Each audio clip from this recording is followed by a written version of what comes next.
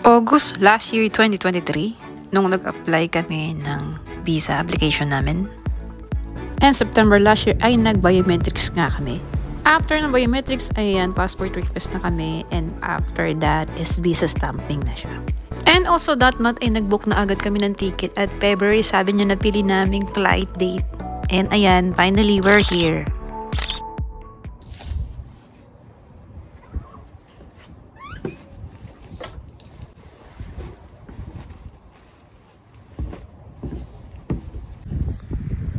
Good morning guys. Ayan, maglalakad tayo today. Ay hindi, ngayong hapon pala. Hapon na ngayon. 2:30.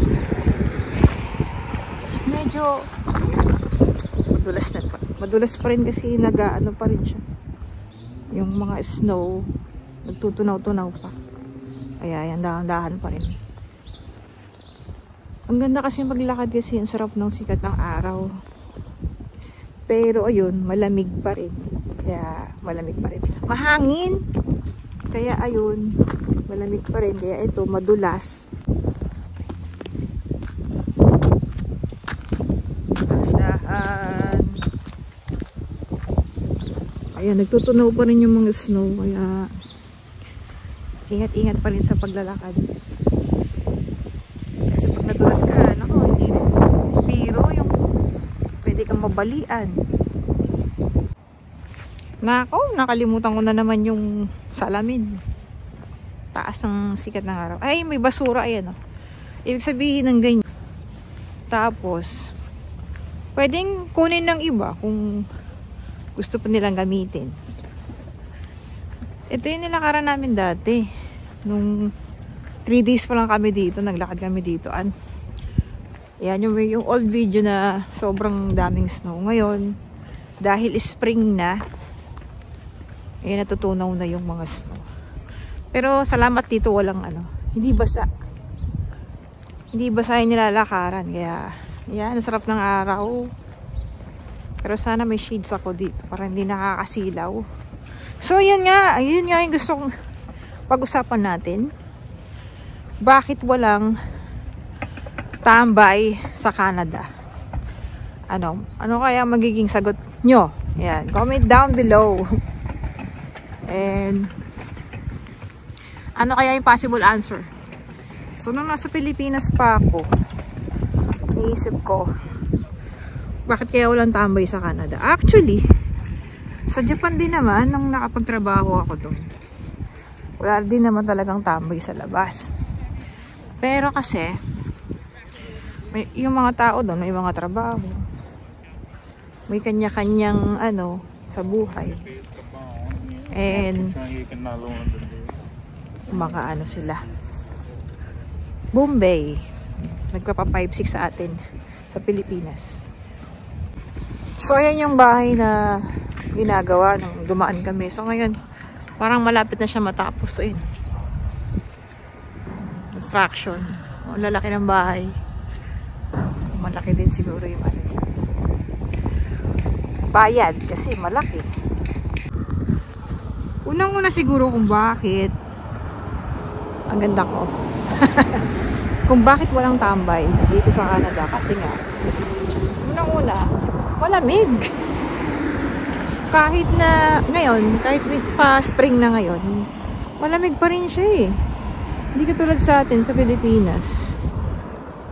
Pwede kang tumambay sa kanto. Iba nga, di ba, wala pang damit, naka-short lang yung mga lalaki doon. Sa Pilipinas, okay lang tumambay kasi hindi naman malamig. Sample, dito sa bus stop. Dito na stop yung bus. Tapos magsasakay sila ng pasahero. Imagine yan, kung yung paligid mo puno ng snow at maghihintay ka dito ng 5 to 10 minutes. Hindi siya ganun kadali, di ba? Kasi malamig eh. You have to deal with the weather. So kahit na minsan nade-delay pa yung bus. Minsan may ganung scenario na made-delay siya ng 5 to 10 minutes. Di wala kang choice kundi maghihintay ka. So yun ang dito, yung problema mo dito. Dapat supposed to be, dapat may trabaho ka na, meron ka ng kotse. Kasi para hindi ka na naghihintay ng bus. Kasi yun ang problema pag winter. Lalo na pag makapal ng snow. At sobrang umaabot na, pumapatak na ng negative 40, negative 30, 35, mga ganyan. Pero syempre, pag may trabaho ka na, hindi naman priority dito yung pagbili ng sasakyan. Syempre, kailangan mo din unahin yung mga bayarin mo. Pero kung makakapagtiis ka, mag-bus muna, mag-commute, ayun, pwede. Ayan tuloy, nakakasilaw. Pero ang sarap ng sikat ng araw. Ay, may mga pupo rin pala din, oh. Irresponsible owner. Ano kayang pupo? Yung lalaki. Mga ano. So, yun nga. Ano nga, sana ba tayo? Ang sikat, ayun, masarap yung sikat ng araw kahit na ano. Ang ganda ng skin ko ngayon. O, tapos, yun nga, isa sa mga reason kung bakit walang tambay, diba? Walang tambay dito sa Canada. Kasi syempre, may mga trabaho sila. And kailangan dito trabaho. Kasi maraming kailangan bayaran. Oh. And tapos yung mga dito, estudyante, talagang entitled sila para maging working student. Yun, nakakatuwa kasi sila. Baga, automatic yun eh. It's a culture here na kapag nasa college ka na, parang kailangan ka na rin, magsumika para sa sarili. Maging working student ka na. So, yun. So, hindi mo sila makitang tumatambay sa labas kasi nga, busy sila sa trabaho at the same time, nag-aaral din sila. Ayan, may nakita na naman akong for sale. Oh, ha? For sale. Inquire now. Initia. Ayan, mga bagong unit to eh. Pero ano siya eh. Yung mga bahay niya, parang dikit-dikit. Parang ayoko naman ng ganun. Pero, kung kaya gusto nyo yun, yan. Ayan, nakita nyo naman yung description dun sa ayan, nakalagay for sale. Dahil parang nakalagay na for sale. Ayan, ito naman si Natasha Moholtra. Ayan. So, ano siya? Ayun. Landara Townhouse. So, pare-pareho yung design ng unit nila. Ayan, magkakatabi. So, pili na kayo, guys. Dito lang yan sa Edmonton.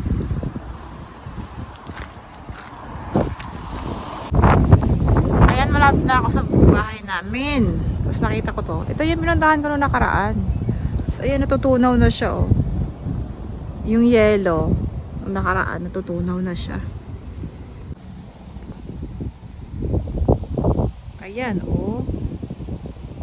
Mapakadulas dyan. Mapaka dyan, eh, ano ka. Walentong ka, gawa ng madulas.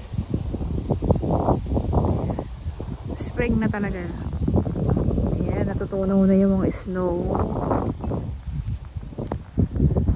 Punta ulit tayo dun sa may upuan. Ayan yung snow, oh. Konti na lang. Hindi na masyadong malamig. Pero sa amin, ako, nanay ko, nilalamig pa rin kami. Siguro, it takes time para Pero sila kuya, sila nakakapag-short na nga sila, nakakapag-sandoy. Sigla, nakakapag-suot na ng t-shirt. Pero ako hindi ko pa kaya. Nilalamig pa rin ako. Ay, may nakasabi ako naglalakad. Sweet naman nila. Ayan, kakanta ka ng pagdating ng araw, sana'y di tayo magbag kahit puti na ang buhok ko. Sana all, diba? May forever. My forever. Ay, grabe. Ang sarap ng init ng araw. Ito yung same spot nung nag shout out tayo sa ating mga friendship dyan sa Philippines. Ayan. Yun nga, bakit nga ba walang tambay dito? Makakita tayo ng tambay dito sa Canada. Sa mga mall. Ayan, usually sa Tim Horton. Ayan. Doon mo makikitang tumatambay yung mga nagkakape sila. Pero sa labas, imposible makakita ka ng tambay kasi malamig.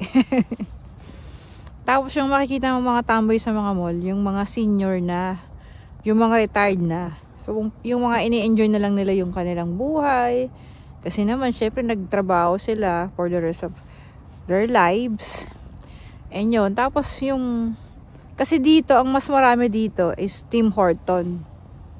Sa atin sa Pilipinas, di ba ang medyo social na puntahan doon Starbucks. Meron ding Starbucks dito, pero di ko lang alam sa ibang lugar pero dito sa Edmonton, maraming Tim Horton. So yun ang nagiging tambayan ng mga Canadian dito o ng mga tao dito. Yung mga Indian, yan.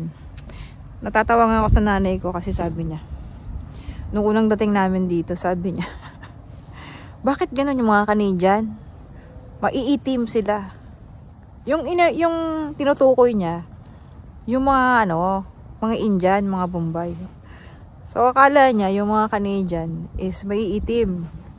So yun sinabi namin sa kanya na hindi yan mga Canadian, mga sila, mga Bombay. Ang kulit ng nanay ko Kasi nung nakaraan nagpunta kami sa mall, marami siya nakitang mga Indian, mga Bombay. Anyway, kasi yung mga Indian, sila yung unang nakadiscover ng Canada na pwede pala mag-rate dito, pwede pala mag-work dito. So, bali sumunod lang tayo mga Pilipino. Siguro mga Pinoy is siguro pang-lima lang tayo dito sa foreign. Meron din kasi ditong mga Chinese, mga Japanese, meron din mga Ukraine, Russian, ayan, meron din ditong mga ganong lahi. Pero ang pinakamarami talaga sa mga nakikita namin is Bombay. Kapitbahay nga namin dun sa tapat Indian Yung mga nakasalubong ko kanina, mga Indian yun. Lalo na pag pumunta ka sa mall, marami talagang Indian. Hindi ko lang alam kung sa ibang lugar. Kasi dito sa Edmonton, yun, marami talagang mga Indian. So yun guys, yun lang muna yung mga pwede kong i-share sa inyo. Kasi yung aming status in progress pa. So anyway, pag nagkaroon naman ng magandang resulta, ayan, i-share ko din naman sa vlog. And ini-enjoy lang namin yung moment namin dito kasi sobrang daming gustong pumunta dito, no? Pero kami nandito na kami.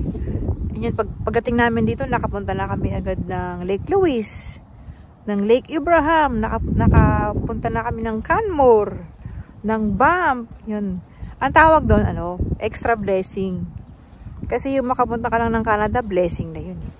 Yung bang makagala ka pa dun sa mga expensive na lugar is something amazing, and that's what you call extra blessing.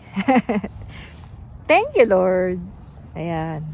So, ayan guys, thank you sa pagsama sa akin. Ayan, maglalakad-lakad na pa-uwi, pabalik sa bahay namin. Baka kailangan ko ng paghugas ng plato at magluto. Ayan, thank you for reaching this far. Maraming salamat. Ay, kung hindi nyo pa pala napanood yung mga video namin nung pumunta kami ng Lake Louise, Lake Abraham, ayan, nandyan po sa ating mga video list. Pwede nyo pong hanapin sa ating channel, Daisy Street 25. Maraming salamat sa panonood. And see you to the next vlog.